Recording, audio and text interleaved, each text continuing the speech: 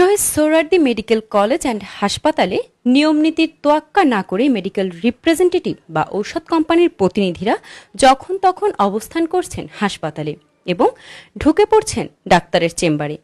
ডাক্তারের সাথে দেখা করার জন্য নির্দিষ্ট দিন এবং সময় হাসপাতাল কর্তৃপক্ষ কর্তৃক বেঁধে দেওয়া থাকলেও ঔষধ কোম্পানির প্রতিনিধিরা সেই সমস্ত আইন মানছেন না। এ বিষয়ে তাদের সাথে কথা বলতে গেলে দৌড়ে পালিয়ে যান তারা।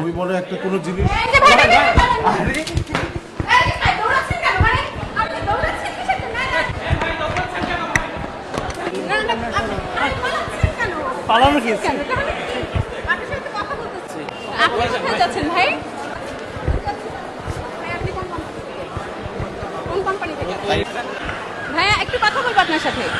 ভাইয়া একটু কথা বলবো আপনার সাথে। কোথায় যাচ্ছেন? কেন যাচ্ছেন? কোথায় যাচ্ছেন? ভাই ভাই ভাই কোথায় যাচ্ছেন?